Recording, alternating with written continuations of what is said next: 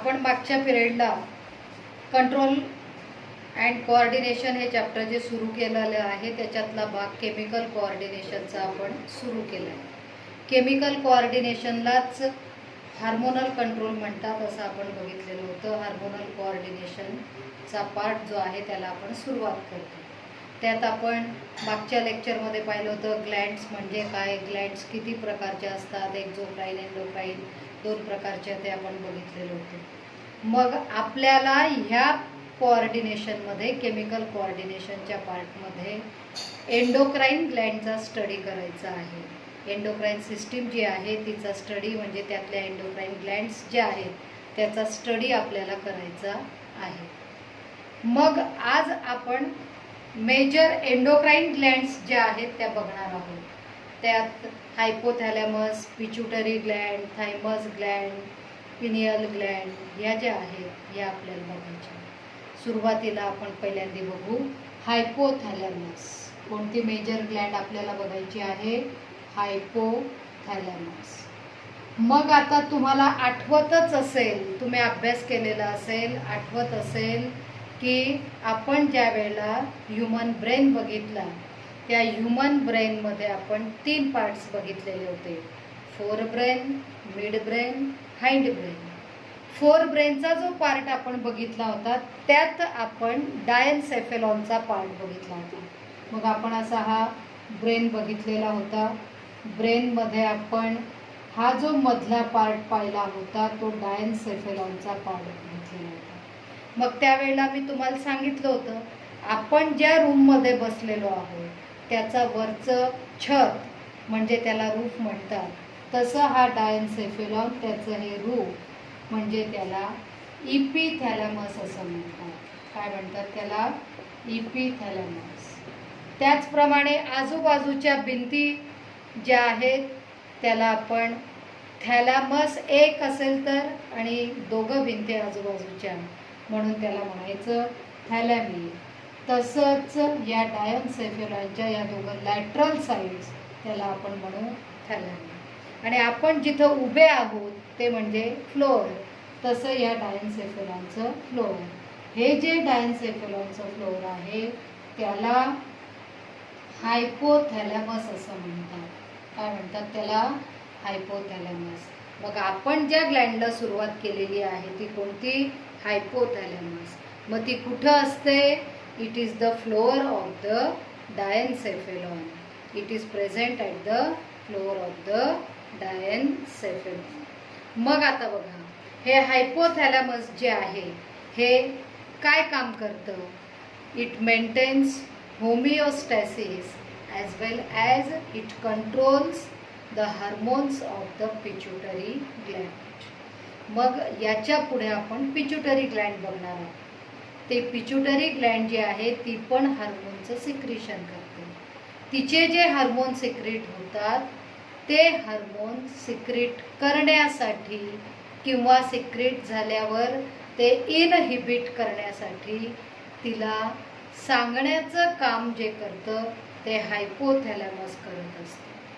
मग हा हायपोथॅलॅमस जे आहे it controls the releasing and inhibiting hormones of the pituitary Gland. म्हणजे तो स्वतः रिलीजिंग हार्मोन सिक्रेट करेल, इनहिबिटिंग हार्मोन सिक्रेट करेल आणि पिच्युटरी ग्लँडला कंट्रोल करेल. मग समजा आपण एक एक्झाम्पल घेऊ.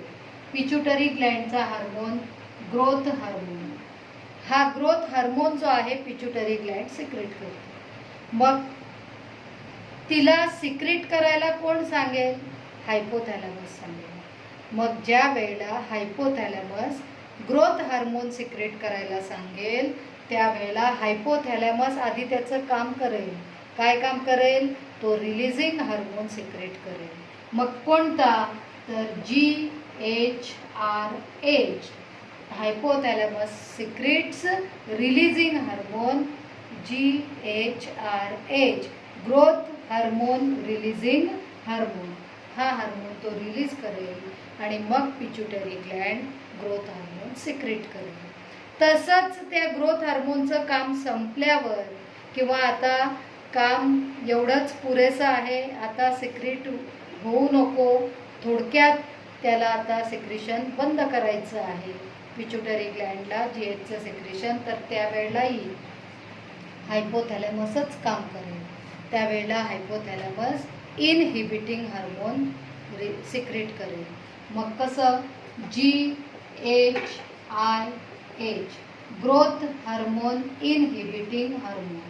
म्हणजे आता तो ग्रोथ हार्मोन जो आहे त्याला इनहिबिट केलं जाईल. म्हणजे पिच्युटरी ग्लँड तो हार्मोन सिक्रेट करणं थांबवेल. म्हणजे हे पिच्युटरी ग्लँडचे हार्मोन सिक्रेट करण्यासाठी, ते थांबवण्यासाठी कोण काम करतंय? हायपोथॅलॅमसचे हार्मोन्स काम करतायत. रिलीजिंग हार्मोन्स आणि इनहिबिटिंग हार्मोन्स हे काम करतात. मग आता हा हायपोथॅलॅमसचा पार्ट आहे, हा फ्लोअरचा पार्ट आहे. या हायपोथॅलॅमसमध्ये न्यूरो सिक्रेटरी सेल्स असतात. काय असतात त्याच्यामध्ये? न्यूरो सिक्रेटरी सेल्स असतात. या न्यूरो सिक्रेटरी सेल्स ज्या असतात त्या हार्मोन सिक्रेट करतात. आणि तो जो हार्मोन सिक्रेट केला जातो त्याला न्यूरो हार्मोन असं म्हणतात. का न्यूरो हार्मोन म्हणतात? कारण न्यूरो सिक्रेटरी सेल तो हार्मोन सिक्रेट करतायत म्हणून त्याला न्यूरो हार्मोन असं म्हणतात. मग कोणते न्यूरो हार्मोन सिक्रेट करतात? तर पिच्युटरीमध्ये ADH आणि ऑक्सिटोसिन हे दोन हार्मोन जे आहेत हे हायपोथॅलॅमसच्या न्यूरो सिक्रेटरी सेल्स ज्या आहेत त्या करत असतात. म्हणजे हायपोथॅलॅमस हा पिच्युटरी ग्लँडचे हार्मोन्स जे असतात त्याला कंट्रोल करण्याचं काम अशा प्रकारे रिलीजिंग इनहिबिटिंग हार्मोन सिक्रेट करून करत असतो. मग हे झालं पहिली एंडोक्राईन ग्लँड कोणती? हायपोथॅलॅमस. आता आपण बघणार आहोत दुसरी एंडोक्राईन ग्लँड. तिला पिच्युटरी ग्लँड असं म्हणतात. कोणती बघायची आता आपल्याला? Pituitary Gland. मग आता बघा, पिच्युटरी ग्लँड जी आहे हिला एंडोक्राईन ग्लँड असं म्हणतात. It is the smallest endocrine gland. Pituitary gland जी आहे ही स्मॉल एंडोक्राईन ग्लँड आहे. ती कुठं प्रेझेंट असते? आपण 11वीला स्कल बघितलं होतं. स्कलमध्ये आपण बोन्स बघितलेले होते. त्यात क्रॅनियल बोन्स आपण बघितलेले होते. क्रॅनियल बोन्समध्ये आपण हे फ्रंटल बोन बघितलेलं होतं. वरचे 2 परायटल बोन बघितलेले होते. आजूबाजूला आपण टेम्पोरल बोन बघितलेले होते. मागे आपण ऑक्सिपिटल बोन बघितलेलं होतं. इथं आपण इथमॉइड बोन बघितलेलं होतं आणि तुम्हाला मी खाऊन दाखवलेलं होतं आणि ह्या दोघं बाजूला बघायला सांगितलं होतं. आताही तुम्ही बघाल माझ्याकडे, फक्त काय ऑब्झर्वेशन कराल? ह्या भुवयांच्या दोघं बाजूला ॲट ए टाईम हलतंय का असं ऑब्झर्वेशन करा. दिसलं? हे ॲट ए टाईम दोघं बाजूला सोबतच मूवमेंट त्याची होते. म्हणजे इथं काय बघायचंय तुम्हाला? हे जे 8वं बोन आहे हे पूर्ण इथनं सुरू झालं की इकडनं असं इथपर्यंतचं बोन असतं. हे बटरफ्लाय शेप बोन असतं आणि त्याचं नाव आहे स्पिनॉइड बोन. काय नाव आहे? Sphenoid bone. मग आता बघा, हे स्पिनॉइड बोन जे आहे त्या स्पिनॉइड बोनच्या डिप्रेशनमध्ये ही पिच्युटरी ग्लँड जी आहे ती प्रेझेंट असते. मग हे झालं स्पिनॉइड बोन, त्याचं हे डिप्रेशन. या डिप्रेशनमध्ये ही पिच्युटरी ग्लँड जी आहे ती प्रेझेंट असते. हे स्पिनॉइड बोनचं डिप्रेशन जे आहे त्याला सेला टर्सिका असं म्हणतात. हे बोन कोणतं झालं? Sphenoid bone. कोणतं बोन? Sphenoid bone. या स्पिनॉइड बोनच्या डिप्रेशनमध्ये त्या पिच्युटरी ग्लँड जी आहे ती प्रेझेंट असते आणि त्या डिप्रेशनला सेला टर्सिका असं म्हणतात. मग आता बघा, पिच्युटरी ग्लँड आधी तिची मॉर्फॉलॉजी बघू म्हणजे ती कशी असते. It is the smallest Gland. It is P shaped. आपण वाटाणा बघितलेला आहे सगळ्यांनी, तसं पी शेप्ड या पिट्युटरी ग्लँड जी आहे तिचा शेप असतो. It's size is 15x6x3 micrometre किंवा सेंटीमीटरमध्ये बघायचं असेल तर 1 to 1.5 सेंटीमीटर इन डायमेन्शन. हिचं वेट जे आहे its weighs about 0.5 to 0.6 grams. तिचं वेट जे असतं हे 0.5 to 0.6 ग्रॅम इतकं आहे. Its colour is reddish grey. तिचा कलर जो असतो रेडिश ग्रे हा आहे. पिट्युटरी ग्लँड ही आपण बघितली पी शेप्ड असते. तिची साईज किंवा डायमेन्शन हे 15x6x3 मायक्रोमीटर किंवा 1 to 1.5 सेंटीमीटर इतकं असतं. तिचं वेट जे आहे 0.5 to 0.6 ग्रॅम इतकं असतं. तिचा कलर जो आहे रेडिश ग्रे असतो. This pituitary gland is larger in female than in male. फिमेलमध्ये ही पिट्युटरी ग्लँड लार्ज असते. ड्युरिंग प्रेग्नन्सी या पिट्युटरी ग्लँडची साईज जी आहे ती लार्ज होत असते. मग आता बघा, ही पिट्युटरी ग्लँड जी आहे जर हिचं काही सर्जरी करण्याची वेळ आली, पिट्युटरी ग्लँडची समजा सर्जरी करण्याची वेळ आली तर त्या सर्जरीला हायपोफायसेक्टॉमी असं म्हणतात. ती जी पिट्युटरी ग्लँडची सर्जरी केली जाते त्या सर्जरीला हायपोफायसेक्टॉमी असं म्हणतात. कारण काय, पिट्युटरी ग्लँडचं दुसरं नाव जे आहे त्याला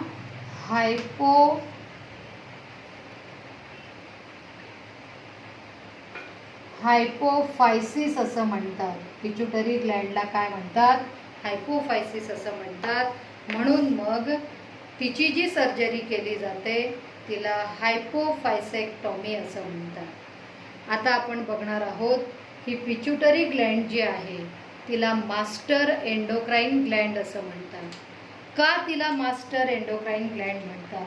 because it controls the activity of all other endocrine glands or secretion of all other endocrine glands. दुसऱ्या ज्या एंडोक्राइन ग्लँड्स आहेत त्या एंडोक्राइन ग्लँड्सला कंट्रोल करण्याचं काम ही पिट्युटरी ग्लँड करते. म्हणून तिला मास्टर एंडोक्राइन ग्लँड असं म्हणतात. पण तिलाही कंट्रोल करण्यासाठी आपण मागची ग्लँड पाहिली. कोणती पाहिली? हायपोथॅलॅमस. त्या हायपोथॅलॅमसमध्ये आपण पाहिलं की पिट्युटरीला काही हार्मोन सिक्रीट करायचे असतील त्यावेळेला हायपोथॅलॅमसच तिला ऑर्डर देईल, त्याच्याशिवाय ती सिक्रिशन करणार नाही किंवा सिक्रीट केलेला हार्मोन थांबवू शकणार नाही किंवा त्याचं सिक्रिशन बंद करणार नाही. मग कोण करतं? हायपोथॅलॅमस जो आहे तो पिट्युटरी ग्लँडला कंट्रोल करण्याचं काम करतो. पिट्युटरी ग्लँड जी आहे ती अदर एंडोक्राइन ग्लँडला कंट्रोल करण्याचं काम करत असते.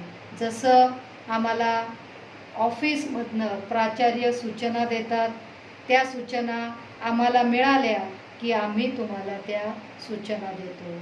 म्हणजेच प्राचार्य हायपोथॅलॅमस, पिट्युटरी ग्लँड आम्ही आणि तुम्ही झाले अदर एंडोक्राइन ग्लँड्स. अशा प्रकारे हे काम जे आहे पिट्युटरी ग्लँडचं सुरू असतं. मग आता बघा झालं हे. आता आपण बघू पिट्युटरी ग्लँड जी आहे ही 2 लोब्समध्ये डिवाइड होते. किती लोब्समध्ये? 2 लोब्समध्ये डिवाइड होते. आपण आधी काढू हा हायपोथॅलॅमसचा पार्ट. आपण पाहिलंय की हायपोथॅलॅमस हे त्याच्या पोस्टिरियर साईडला एक डाऊनवर्ड प्रोजेक्शन तयार करतं आणि हे डाऊनवर्ड प्रोजेक्शन तयार केलं की त्याला ही पिट्युटरी ग्लँड जी आहे ही अटॅच असते. आपण बघितलंय ही बोनची कॅव्हिटी, या बोनच्या कॅव्हिटीमध्ये ही पिट्युटरी ग्लँड. मग आता बघा हा हायपोथॅलॅमसचा पार्ट, ही pituitary gland. Pituitary gland is divided into 2 lobes. ही पिच्युटरी ग्लँड जी आहे ही 2 लोब्समध्ये डिवाइड झालेली आहे. मीन्स अँटिरियर लोब और this anterior lobe is also known as adeno hypophysis. हे जे अँटिरियर लोब आहे त्यालाच ॲडिनो हायपोफायसिस असं म्हणतात. आणि दुसरं लोब जे आहे त्याला पोस्टिरियर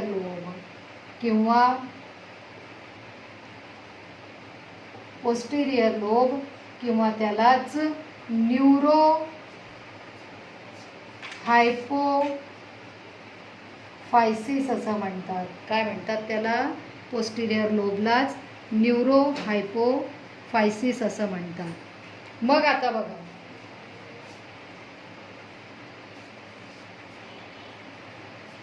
अँटिरियर लोब जे आहे दोघांमधला फरक आपण बघू. Anterior lobe is larger than the posterior lobe. म्हणजेच adeno hypophysis is larger than the neuro hypophysis. Adeno hypophysis covers 75% of the total part of the pituitary gland and neurohypophysis covers 25% of the pituitary gland. ॲडिनोहायपोफायसिस जे आहे याच्यात पहिला आपण हा large part असतो. मग ॲडिनोहायपोफायसिसचा part हा 3 पार्टमध्ये डिवाइड होतो, ते आपण बघणार आहोत. आणि पोस्टेरियर लोब जे आहे, न्यूरोहायपोफायसिस जे आहे, हे 2 पार्टमध्ये डिवाइड होत असतं. मग आता बघा, हा ॲडिनोहायपोफायसिसचा पार्ट जो आहे याच्यामध्ये 3 पार्ट्स असतात. मग आता आपण इथं आधी बघू, हा जो पार्ट आहे हा वरचा पार्ट, याला पार्स डिस्टॅलिस असं म्हणतात. काय म्हणतात त्याला? पार्स डिस्टॅलिस. नंतर हा मधला जो पार्ट आहे, या दोघांच्या मधला, दोघं लोबच्या मधला हा पार्ट जो आहे त्याला पार्स इंटरमिडिया असं म्हणतात. काय म्हणतात त्याला? पार्स इंटरमिडिया.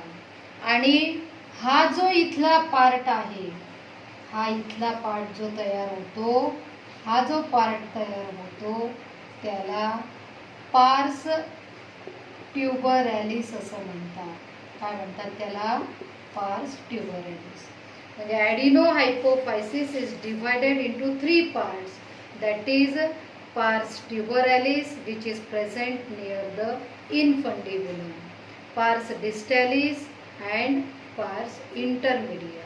अशा 3 पार्टमध्ये हा ॲडिनोहायपोफायसिसचा पार्ट जो आहे तो डिवाइड होत असतो.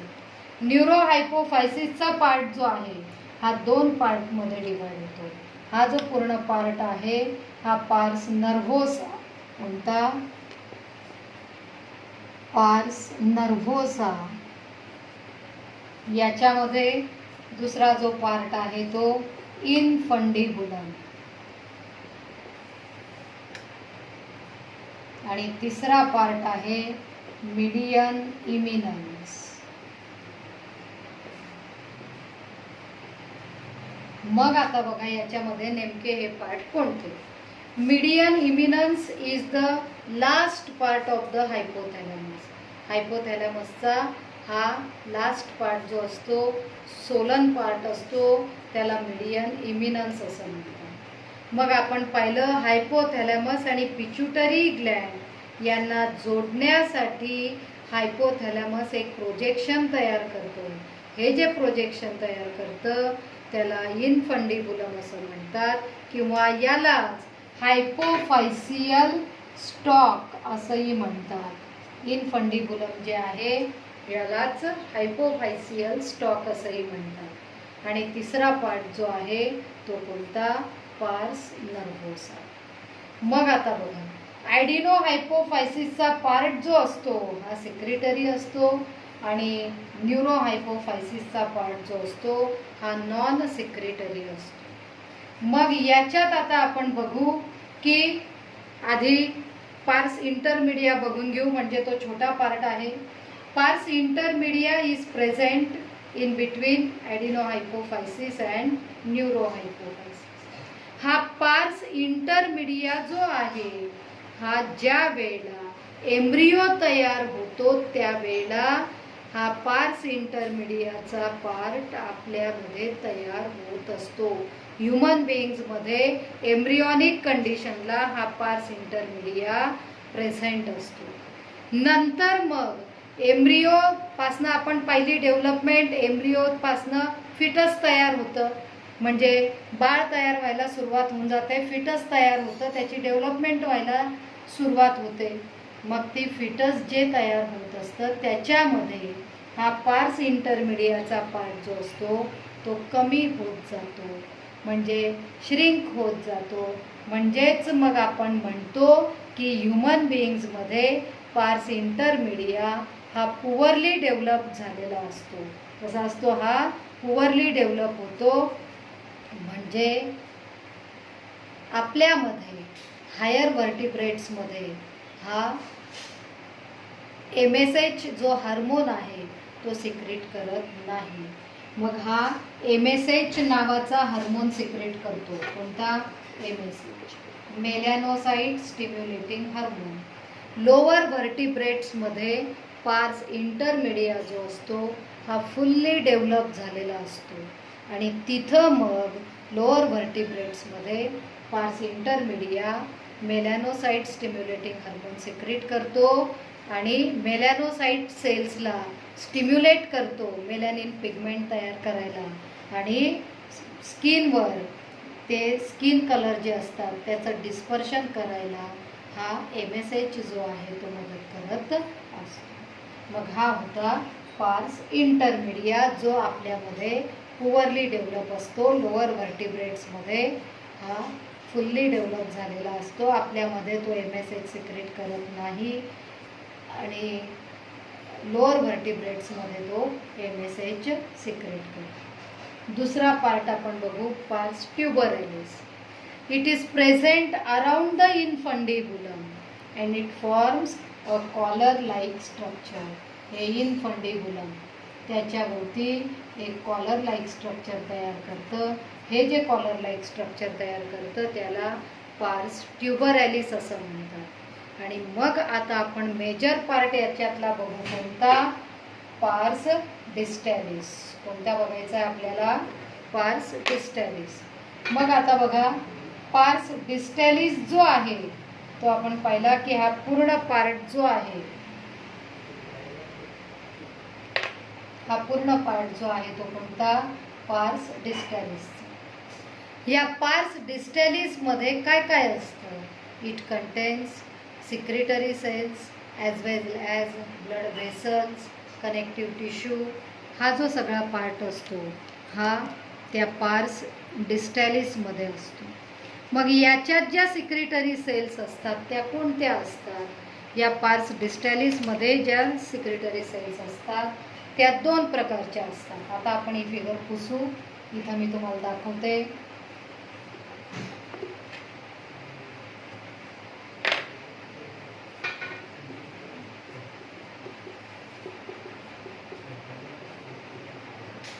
पार्स डिस्टॅलिस हा जो पार्ट आहे कोणाचा? आपण बघतोय ॲडिनोहायपोफायसिस.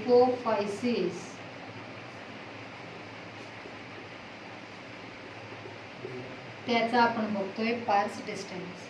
मग आपण पाहिलं की हिच्यामध्ये या पार्स डिस्टॅलिसमध्ये सिक्रेटरी सेल्स असतात. मग 2 प्रकारच्या सिक्रेटरी सेल्स असतात. एक क्रोमोफोब सेल्स, दुसऱ्या क्रोमोफिल सेल्स. अशा 2 प्रकारच्या सिक्रेटरी सेल्स या पार्स डिस्टॅलिसमध्ये असतात. मग आपण हा त्याचा PS बघितला, त्याच्यात तुम्हाला दिसेल की या क्रोमो कनेक्टिव्ह टिश्यू आहे सगळा, त्याच्यामध्ये या क्रोमोफोब सेल्स आहेत. काय आहेत? क्रोमोफोब सेल्स आहेत. या क्रोमोफोब सेल्स जे असतात these are small and colourless, छोटे असतात, कलरलेस असतात, म्हणजे त्यांना डाय होत नाही, त्या स्टेन होत नाही. मग आता बघू chromophil cells. Chromophil cells are larger and these are divided into two parts, that is A cell and B cell. आधी त्याच्या आपण बघू ॲसिडोफिल सेल आणि बेसोफिल सेल. मग त्याच्यात क्रोमोफिल सेल्स जे आहेत त्या आधी ॲसिडोफिल सेल आणि बेसोफिल सेल अशा दोन प्रकारांमध्ये डिवाइड होतात. मग या क्रोमोफिल सेलमध्ये ॲसिडोफिल सेल्स ज्या असतात या ओव्हल असतात, लार्ज असतात, त्याचप्रमाणे ग्रॅन्युलर असतात. आणि बेसोफिल सेल्स ज्या असतात त्याही ओव्हल असतात, पण त्यांच्यामध्ये ग्रॅन्युल्स हे नसतात. मग ॲसिडोफिल्स जे असतात ह्या ॲसिडोफिल सेलमध्ये पुन्हा दोन प्रकारच्या सेल असतात, ए सेल्स, बी सेल्स. यांना ॲसिडोफिल सेल का म्हणायचं? These are stain with acidic dye. Basophil cells का म्हणायचं? These are stain with basic dye. मग आता बघू ॲसिडोफिल सेल्स ज्या आहेत त्या पुन्हा दोन टाईप्समध्ये डिवाइड होतात, ए सेल्स आणि बी सेल्स. मग ह्या ए सेल्स ज्या आहेत ह्या कोणत्या स्टेनने, ॲसिडिक स्टेनने स्टेन होतात? ऑरेंज जी नावाचं स्टेन जे आहे त्याच्याने त्या स्टेन होतात. आणि मग ऑरेंज जी नावाच्या स्टेनने त्या स्टेन होतात आणि त्यांचं सिक्रिशन जे आहे हे STH म्हणजेच सोमॅटोट्रॉपिक हार्मोन किंवा ग्रोथ हार्मोन जे आहे ते सिक्रेट करण्याचं काम या ए सेल करतात. मग आता बी सेल जे आहेत ह्या कोणत्या स्टेनने स्टेन होतात? ॲझोकार्माइन. कोणतं स्टेन? ॲझोकार्माइन हे स्टेन जे आहे त्याच्याने या बी सेल स्टेन होतात. मग या ॲझोकार्माइन काय सिक्रेट करतात? तर या LTH किंवा त्यालाच आपण म्हणतो प्रोलॅक्टिन. काय म्हणतो त्याला? प्रोलॅक्टिन.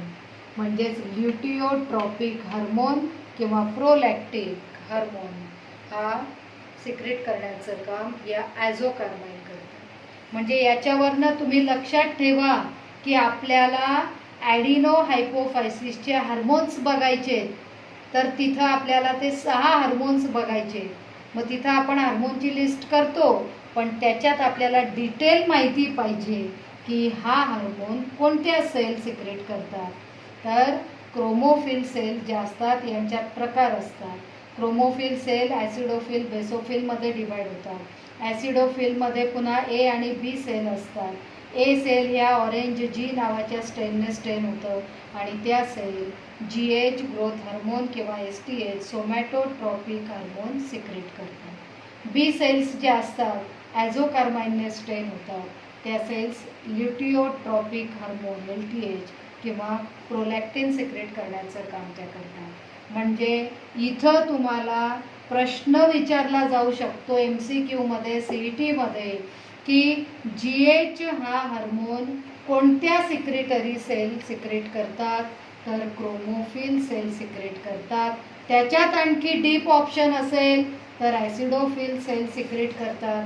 त्याच्यात आणखी डीप ऑप्शन असेल तर ए सेल ज्या आहेत त्या GH हार्मोन सिक्रेट करतात. तसंच बी सेल्स ॲसिडोफिल LTH विचारला त्याच्यात पण क्रोमोफिल सेल, ॲसिडोफिल सेल, पण त्याच्यात काही बी सेल ज्या असतात त्या LTH सिक्रेट करण्याचं काम करत असतात.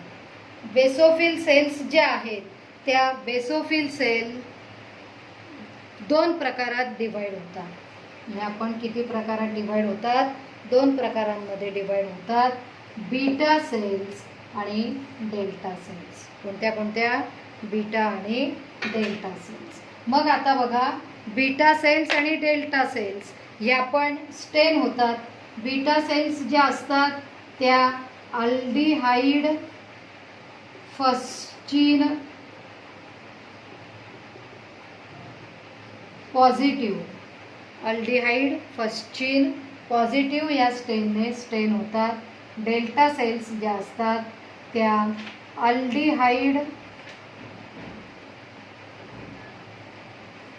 फर्स्ट चेन निगेटिव्ह या स्टेनने त्या स्टेन होत असतात। मग तसंच बीटा सेल्स जे आहेत या बीटा सेल्स जो हार्मोन सिक्रेट करतात तो कोणता, TSH। डेल्टा सेल्स जो हार्मोन सिक्रेट करतात तो कोणता, FSH LH, दोघांना एकत्रितपणे म्हणतात GTH। पुढे आपण बघूच डिटेल। आणि म्हणजे follicle stimulating hormone, luteinising hormone या दोघांना म्हणतात गोनॅडोट्रॉपिक हार्मोन असं म्हणतात। मग हे पाहिलं आपण। आणि काही बेसोफिल सेल्स ज्या असतात, काही बेसोफिल सेल्स ज्या असतात त्या ACTH ॲड्रिनो कॉर्टिकोट्रॉपिक हार्मोन सिक्रेट करतात।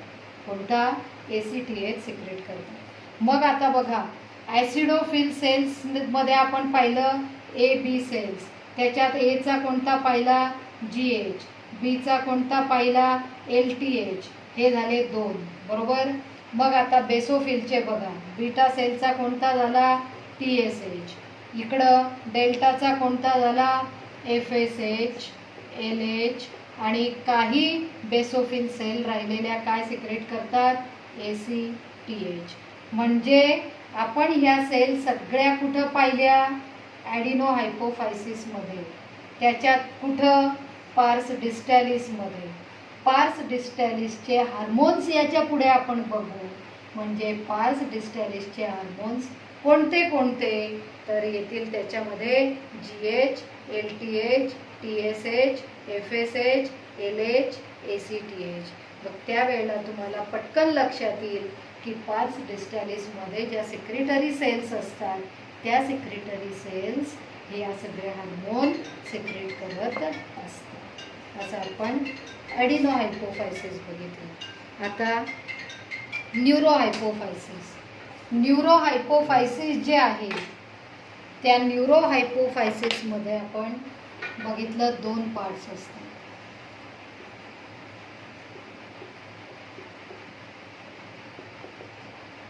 न्यूरोहायपोफायसिसमध्ये आपण पाहिलं 2 पार्ट्स असतात।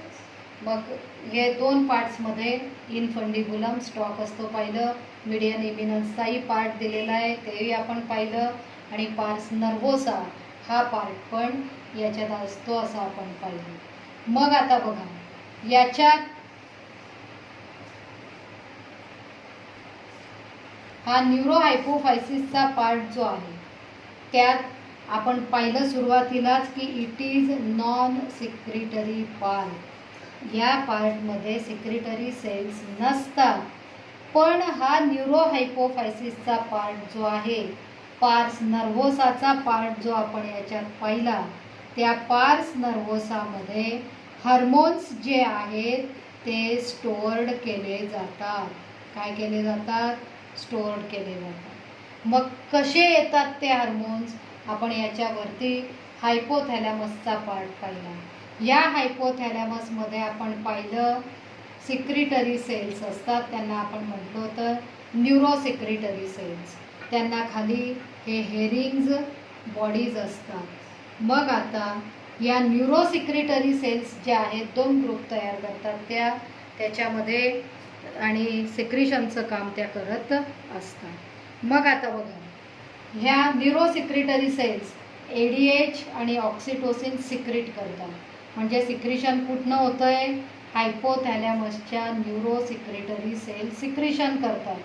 त्यांचं सिक्रिशन कुठं आलं, पार्स नर्वोसामध्ये आलं, आणि कुठं स्टोअर्ड झालं, त्यांच्या या हेरिंग्ज बॉडीज ज्या असतात त्यांच्याकडे हे हार्मोन तिथं येऊन स्टोअर्ड झाले। कोणते, ADH आणि ऑक्सिटोसिन, हे दोघं हार्मोन जे आहेत हे पार्स नर्वोसामध्ये सिक्रेट झालेले असतात, ते स्टोअर्ड होत असतात। पार्स नर्वोसामध्ये ते स्टोअर्ड होत असतात। मग याच्यामध्ये मी तुम्हाला सांगितलं की ह्या ज्या न्यूरोसिक्रेटरी सेल्स असतात त्या 2 ग्रुपमध्ये डिवाइड होतात। त्या एक त्याला म्हणायचं सुप्रा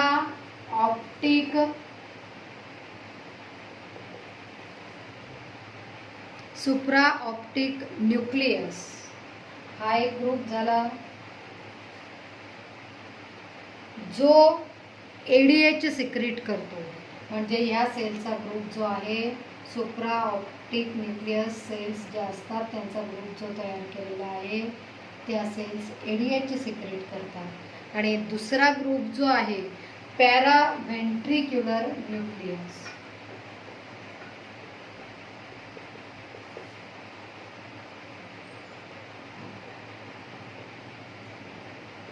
पॅराव्हेंट्रिक्युलर न्यूक्लियस.